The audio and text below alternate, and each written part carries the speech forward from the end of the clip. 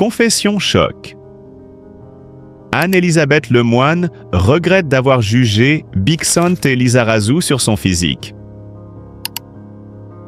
Dans l'univers impitoyable des apparences et des jugements hâtifs, rares sont ceux qui osent s'exposer en confessant leurs erreurs, et encore plus rares ceux qui acceptent d'en faire une force, un acte de courage et de vérité. C'est pourtant ce qu'a fait Anne-Elisabeth Lemoine, la journaliste et animatrice emblématique, reconnue pour son intelligence vive, son élégance naturelle et sa capacité à décrypter avec finesse le monde qui l'entoure. Lors d'une interview particulièrement intime, elle a révélé un regret qui la hante depuis longtemps. Avoir jugé Bixente Lizarazu uniquement sur son apparence physique. Cette confession choc a bouleversé le public et remis en lumière deux figures majeures de la scène médiatique et sportive française, dans une démarche d'humilité et d'humanité rare. Bixente Lizarazu, ancien footballeur légendaire, champion du monde en 1998, symbole d'une génération de sportifs exemplaires, a souvent été perçu de manière injuste à travers le prisme étroit du physique. Son visage, ses traits, parfois jugés atypiques, dans un monde obsédé par le paraître, ont suscité des réactions superficielles, des critiques silencieuses, des jugements erronés. Anne-Elisabeth elle-même, avec toute son honnêteté, a admis qu'elle avait été prisonnière de ce regard réducteur, oubliant que la véritable grandeur réside dans ce que l'on est et non dans ce que l'on semble. Dans un moment de rare sincérité, la journaliste a raconté comment elle avait un jour croisé Bixente dans un cadre professionnel, laissant son esprit s'emballer sur une impression initiale, une perception figée par des stéréotypes tenaces. « Je l'ai jugé trop vite, sans vraiment le connaître », confesse-t-elle avec une émotion palpable. Ce jugement superficiel me fait encore mal aujourd'hui, car je sais combien il était injuste. Ce remords, loin d'être une faiblesse, révèle la force d'une femme capable de se remettre en question, de briser les chaînes du préjugé. Mais qui est vraiment Bixente Lizarazu? Bien plus qu'un athlète au palmarès impressionnant, c'est un homme d'une humanité profonde, d'une authenticité désarmante. Son parcours est celui d'un combattant, sur le terrain comme dans la vie, un modèle de détermination et d'engagement. Bixente incarne la beauté intérieure, celle qui ne se mesure pas en centimètres ou en apparence, mais en actes, en valeurs, en courage. Il a toujours refusé de se conformer aux standards imposés, préférant tracer son propre chemin avec intégrité et respect. Le tournant de cette histoire a lieu lors d'une rencontre, quelque temps après la confession d'Anne-Elisabeth, où les deux personnalités ont pu échanger sans filtre. Ce fut un moment bouleversant, raconte Anne-Elisabeth. J'ai découvert un homme humble, généreux, dont le charisme dépasse de loin l'image que je m'étais faite. Il m'a montré que l'on peut être fort sans être grand, beau sans être conventionnel, inspirant sans ostentation. Ce face-à-face a scellé une nouvelle compréhension, un respect mutuel qui transcende les apparences.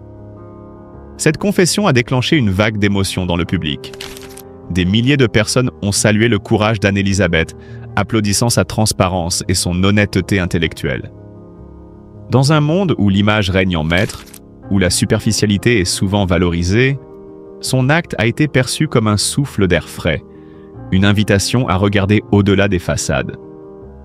En assumant ses erreurs, elle offre un exemple de maturité et d'humanité dont nous avons tous besoin. De son côté, Bixente Lizarazu a répondu avec une élégance rare. Par un message public empreint de gratitude, il a souligné combien cette confession était importante pour lui. Reconnaître ses erreurs, c'est faire preuve de vraie grandeur. Je suis honoré qu'Anne-Elisabeth ait eu la force de partager son parcours avec autant de sincérité. Ces mots ont renforcé l'image d'un homme humble, attachant, capable de pardonner et de transformer les malentendus en leçons de vie. Au-delà de l'anecdote, cette histoire est un puissant message. Elle nous invite à remettre en question nos propres jugements, à dépasser les apparences trompeuses et à embrasser la richesse intérieure de chacun. Elle célèbre la capacité humaine à évoluer, à apprendre, à s'ouvrir à l'autre avec bienveillance. Anne-Elisabeth et Big Saint deviennent ainsi des symboles lumineux de cette transformation nécessaire, des phares dans un monde parfois trop aveuglé par le paraître. Anne-Elisabeth Lemoine, par son courage et sa lucidité, incarne aujourd'hui l'élégance intellectuelle et morale. Elle nous montre qu'admettre ses failles est un signe de force et que la vraie beauté réside dans l'authenticité. Quant à Big Saint Lissarazu, il demeure un modèle d'intégrité et d'humanité, un héros discret dont la grandeur dépasse largement celle des stades. Leur rencontre et cette confession sont une ode à la dignité, à la vérité, à la possibilité de changer. En conclusion, ce choc n'est pas un simple la question de l'éthique de ses propos. Loin d'être un simple mea culpa, cette déclaration est un acte courageux. Il faut du courage pour avouer publiquement une maladresse, surtout dans un univers où chacun doit paraître parfait, invulnérable. Anne-Elisabeth Lemoine montre ici que l'humilité et la capacité à apprendre sont des forces, non des faiblesses. À travers cet épisode, c'est aussi une belle leçon d'humanité qui s'impose. Celle qui invite chacun, dans son rapport à l'autre, à dépasser les apparences, à écouter plus qu'à juger, à comprendre plutôt qu'à condamner. Et vous, chers spectateurs, quelle image retenez-vous de ce passage? Une simple bourde médiatique? Ou bien le signe d'une évolution nécessaire, d'une prise de conscience salutaire? Ce que l'histoire d'Anne-Elisabeth et Big Saint nous enseigne, c'est que les mots ont un poids, un sens, une résonance. Que derrière chaque visage, chaque silhouette, il y a une histoire, une vie, une richesse souvent ignorée. En ce sens, cette confession ne marque pas une faiblesse, mais une force, celle d'un métier, celui de journaliste, qui se cherche, qui évolue, qui, malgré ses imperfections, aspire à plus de justesse et d'humanité. Alors oui, Anne-Elisabeth Lemoine ne referait pas la même erreur aujourd'hui. Et c'est tant mieux. Car à travers ce simple aveu, c'est tout un appel à la bienveillance et au respect que nous recevons.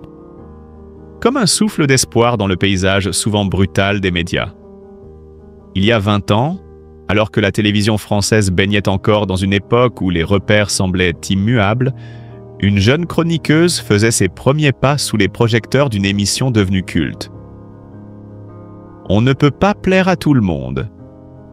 Cette émission, animée avec une verve acérée par Marc-Olivier Fogiel sur France 3, était un rendez-vous incontournable du deuxième parti de soirée. Et c'est là, dans ce creuset d'échanges parfois vifs, souvent passionnés, qu'Anne-Elisabeth Lemoine s'est imposée, caméra au poing, prête à dénicher des vérités cachées. Souvenez-vous, c'était au tout début des années 2000, une époque où les réseaux sociaux n'étaient encore qu'un rêve lointain, où la télévision restait le principal vecteur d'information et de divertissement. Anne-Elisabeth, alors chroniqueuse encore toute fraîche, se lançait dans un reportage qui allait, avec le recul du temps, prendre un relief inattendu. Un reportage dont le contenu, pourtant ancré dans son époque, sonne aujourd'hui comme une pièce d'archives fragile, témoin d'un autre temps. Mais quel était donc ce reportage? Pourquoi, à l'heure où la société évolue à grande vitesse, certaines images, certaines paroles, paraissent-elles aujourd'hui datées, voire maladroites? C'est là tout l'enjeu d'un regard rétrospectif. Parce que, 20 ans après, regarder ce travail journalistique avec les yeux d'aujourd'hui, c'est aussi mesurer le chemin parcouru et celui qu'il reste à faire. À cette époque, Anne-Elisabeth incarnait cette génération de journalistes qui cherchaient à capter l'air du temps, parfois à la frontière du reportage engagé, parfois avec cette naïveté que confère la jeunesse. Dans son rôle de chroniqueuse sur « On ne peut pas plaire à tout le monde », elle n'hésitait pas à aborder des sujets de société qui commençaient tout juste à émerger sur la scène médiatique française. Le reportage en question, aujourd'hui redécouvert, dévoile ainsi une époque où certains débats étaient à peine effleurés, où la parole publique était souvent formatée, et où les stéréotypes, les idées reçues, pouvaient encore s'inviter sans filtre dans les colonnes télévisuelles. Mais c'est précisément ce décalage, ce contraste entre hier et aujourd'hui, qui rend ce travail d'Anne-Elisabeth si fascinant à analyser. Car au-delà des simples images, ce reportage est un miroir tendu vers une société en mutation. Il nous rappelle que la télévision, aussi puissante soit-elle, est aussi un reflet imparfait de son temps. Ce qui hier pouvait passer inaperçu, voire être applaudi, soulève aujourd'hui des questions fondamentales sur la manière dont les médias construisent et véhiculent leurs récits. 20 ans après, Anne-Elisabeth Lemoine, désormais visage incontournable du PAF, incarnant une rigueur journalistique et une sensibilité aiguisée, regarde certainement ce passage avec un mélange d'émotion et de lucidité. Une sorte de témoignage précieux qui illustre la complexité du métier. Être à la fois conteur du présent et gardien d'une éthique évolutive. Et c'est là tout le paradoxe de cette époque. Les reportages d'hier sont des archives vivantes, parfois imparfaites, souvent contestées, mais toujours essentielles pour comprendre d'où l'on vient et où l'on va. En revisitant ce reportage, on ne se contente pas de regarder une émission passée, on s'engage dans un dialogue avec le passé, avec les valeurs et les défis que la société doit relever. Alors, que retenir de cette plongée dans les archives de France 3 ? qu'Anne-Elisabeth Lemoine, bien plus qu'une simple chroniqueuse, fut une observatrice attentive d'un monde en pleine mutation. Que la télévision, miroir de nos contradictions et de nos progrès, continue de nous inviter à la réflexion, à la remise en question. Et que parfois, il faut savoir regarder derrière soi pour mieux avancer. Le retour d'un reportage qui fait aujourd'hui grincer des dents. Le côté sexy de Bigzent Lizarazu, un sujet qui ne passerait plus à l'écran. Il y a des archives télévisuelles qui, avec le recul du temps, prennent une toute autre dimension. Elles deviennent le miroir d'une époque, parfois déroutante, parfois gênante, et souvent révélatrice de ce que la société acceptait sans débat. Parmi ces souvenirs du petit écran, un reportage en particulier suscite aujourd'hui une vive introspection. Celui consacré au côté sexy de Bigzent Lizarazu. Revenons un instant en arrière. La jeune Anne-Elisabeth Lemoine, alors future star du journalisme télé, avait osé un numéro qui, à l'époque, semblait léger, drôle et décalé. Elle s'était lancée dans un sujet dédié à l'image du footballeur, loin des terrains, mettant en avant son charme, son allure, son sexy supposé. Un moment teinté d'humour, mais aussi truffé de clichés, que peu a fait remis en question. Pourtant, aujourd'hui, face à la montée des consciences et à l'exigence grandissante d'une représentation plus respectueuse et égalitaire, cette séquence ne passe plus. Dans une interview sans détour accordée au magazine L'Équipe, Anne-Elisabeth Lemoine se livre avec franchise et honnêteté sur cette période de sa carrière. Un mea culpa inattendu, mais salutaire. « C'est nul !» lâche-t-elle sans détour, évoquant le malaise qu'elle ressent à la simple évocation de ce reportage. « Je ne le referai pas aujourd'hui. Cela me mettait dans la peau d'une midinette débile, alors même que l'intention était d'être humoristique. » Une confession qui résonne comme un éclair de lucidité, un regard critique porté sur elle-même et son passé professionnel. Car si l'humour était bien présent, si Bigzent Lizarazu lui-même jouait le jeu avec malice, le fond restait lourd de stéréotypes. Une mise en scène réductrice, déconnectée des enjeux contemporains de la représentation des hommes et des femmes à la télévision. Ce qui dérange particulièrement la journaliste, c'est cette inégalité criante. Si un journaliste avait fait la même chose avec une championne, on rediffuserait cet extrait aujourd'hui en dénonçant un sexisme flagrant, une misogynie rampante. Elle souligne ainsi l'aveuglement collectif de l'époque, cette acceptation tacite de codes qui aujourd'hui ferait immédiatement scandale. Mais la prise de conscience ne s'arrête pas là. Anne-Elisabeth Lemoine se réjouit que, désormais, chacun soit invité à faire son propre examen de conscience. Que le regard sur les images, les mots, les attitudes soient changés, évolutifs, critiques. Que la télévision, miroir de notre société, puisse enfin se remettre en question. Ce témoignage fort, cette remise en question publique, ouvre une fenêtre sur la transformation nécessaire des médias. Il invite à réfléchir à la manière dont on construit les images des personnalités publiques, à l'impact des clichés sur notre perception collective et surtout à l'urgence d'un traitement respectueux, dénué de stéréotypes. Dans un monde où l'attention aux questions de genre, d'égalité et de respect s'intensifie, ce retour sur une séquence télévisée a valeur de leçon. Une leçon qui, sans pour autant renier le passé, nous pousse à évoluer, à grandir. Le côté sexy de Bixente Lizarazu, ce reportage désormais considéré comme daté, nous rappelle que le chemin vers une représentation juste et équilibrée est long, mais indispensable. Que le rire et l'humour ne doivent jamais servir à renforcer des clichés, ni à réduire la complexité d'une personnalité à une simple apparence. Ainsi, ce que l'on croyait être un moment léger, presque anodin, se révèle en réalité un miroir tendu à notre société. Un rappel qu'il faut savoir regarder derrière les images pour mieux comprendre les enjeux d'aujourd'hui.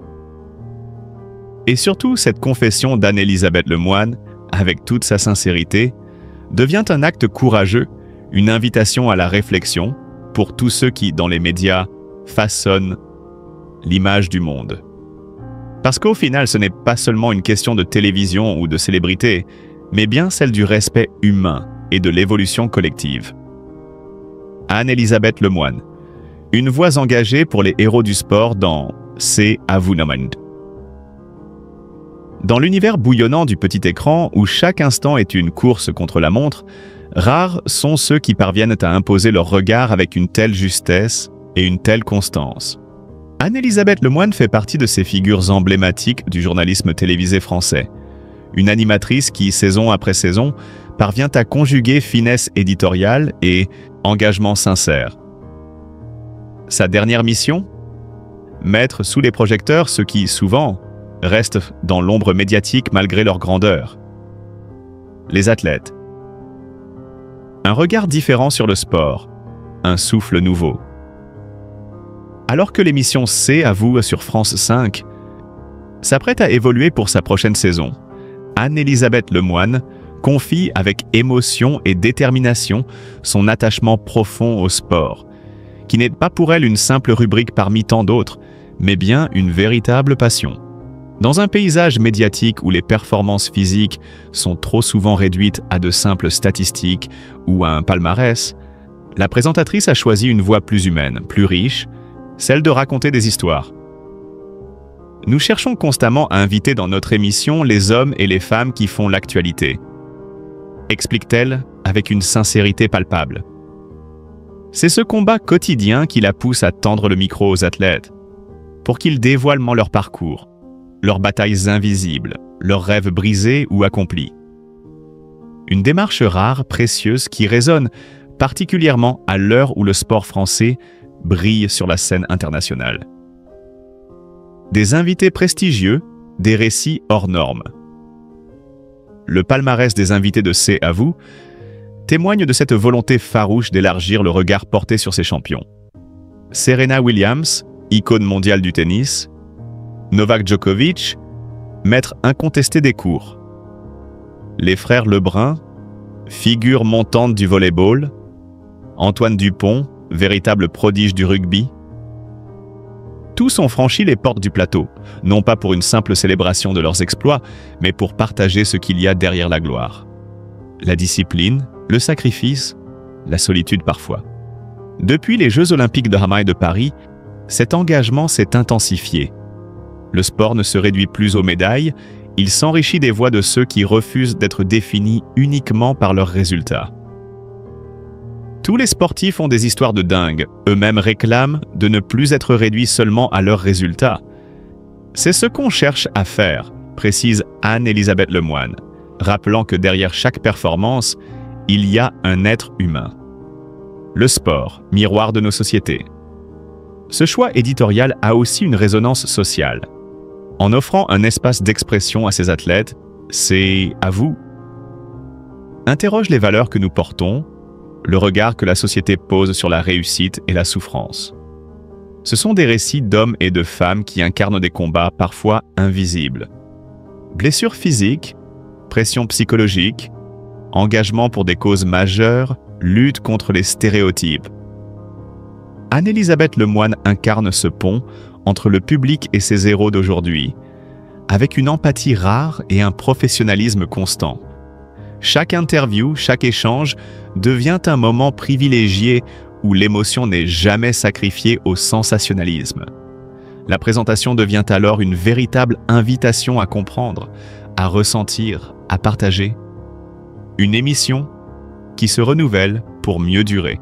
Alors que C'est à vous s'apprête à franchir un nouveau cap, avec une évolution programmée pour la saison prochaine, cette ligne éditoriale centrée sur l'humain et le sportif restera un socle fondamental. Anne-Elisabeth Lemoine et son équipe savent que, pour durer, il faut continuer à surprendre, à donner du sens, à construire un rendez-vous où le téléspectateur se sent proche, impliqué. Dans un monde médiatique saturé d'images et d'informations parfois éphémères, l'émission se pose en lieu d'ancrage, un espace où la parole retrouve toute sa valeur, où les athlètes cessent d'être des numéros pour devenir des récits vivants, vibrants. Un hommage aux athlètes, une leçon d'humanité. À travers cette démarche, Anne-Elisabeth Lemoine offre au public un cadeau précieux. La possibilité d'aimer le sport autrement, non plus seulement comme un spectacle, mais comme une aventure humaine. Les histoires sont racontées dans C'est à vous, deviennent alors des fenêtres ouvertes sur des vies passionnées, des luttes quotidiennes, des réussites qui font vibrer. C'est là, dans cette capacité à faire exister autrement ceux que l'on admire, que réside la force de cette présentatrice qui, plus qu'une simple animatrice, devient un véritable conteur d'histoires contemporaines.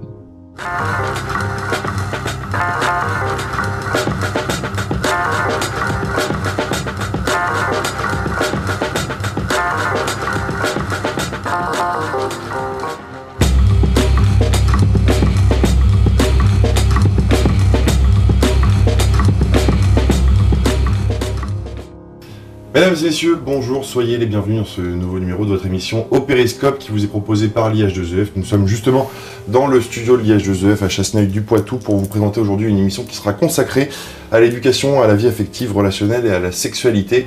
Un sujet pour lequel nous allons avoir beaucoup d'intervenants en plateau aujourd'hui puisqu'ils seront pas moins de 5 à se présenter et une personne en distance. Je vais justement déjà dans un premier temps les présenter, ceux qui sont en tout cas avec moi pour cette première partie. À commencer par vous, Franck Burbage, vous êtes inspecteur général de l'éducation du sport et de la recherche honoraire. Merci d'être avec nous, vous êtes par ailleurs membre de la Civise. Bonjour. Bonjour. En face de vous, Yael Amsalem Mingui, vous êtes sociologue chargé de recherche à l'INJEP, l'Institut National de la Jeunesse et de l'Éducation Populaire. Merci d'être avec nous. Merci. Et enfin, en face de vous, vous êtes Sophie Ponce, vous êtes chef du bureau des contenus pédagogiques et des langues à la DGESCO. Merci également d'être avec nous. Merci, bonjour. Tout à l'heure, nous aurons le plaisir d'accueillir deux nouveaux intervenants, en l'occurrence Vincent Coton et Sabine Ticot. Je les présenterai juste après la Minute Juriste qui vous sera présentée par Raphaël Mata-Duvigneau. Je vous rappelle que vous pouvez réagir à cette émission tout au long de sa diffusion avec le hashtag Au Périscope sur la plateforme X et pourquoi pas interroger nos intervenants pour poursuivre le débat à la suite de cette diffusion. Bien, on peut démarrer donc cette première partie consacrée aux enjeux autour de cette thématique. Et on va démarrer avec vous, Sophie Ponce, peut-être d'abord pour retracer un petit peu l'histoire qui a conduit à l'élaboration de ce programme.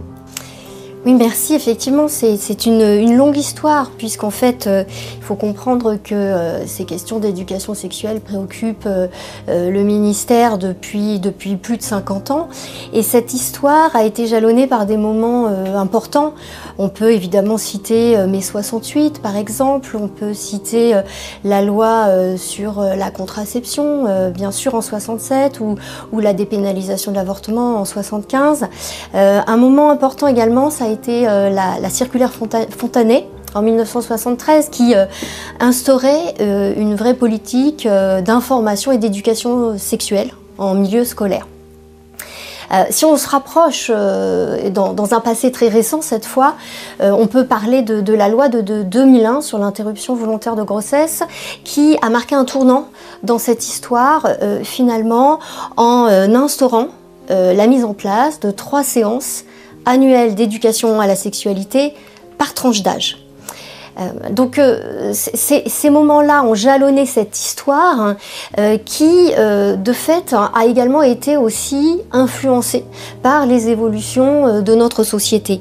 Évidemment, le développement des réseaux sociaux, l'accès au matériel numérique portable pour les jeunes a amené un certain nombre de nouvelles questions avec cet accès facile à l'information, à la désinformation, avec les réseaux sociaux et la possibilité d'échange d'images, y compris d'images sexuellement explicites, qui a posé aussi la question de l'accès à la pornographie à un moment donné. La prise de conscience dans notre société aussi des violences sexuelles qui occupent finalement de nombreux milieux professionnels. Voilà, on a vu ce qui s'est passé avec le mouvement Diez MeToo par exemple, mais pas seulement le milieu professionnel, puisque la sphère intrafamiliale est elle aussi concernée. Voilà, on estime qu'en France, toutes les 3 minutes, un enfant est victime, un enfant ou un jeune d'ailleurs est victime d'agressions sexuelles. Donc c'est aussi ce contexte-là qui amène finalement l'éducation nationale à se réinterroger, à réinterroger la mise en œuvre des 3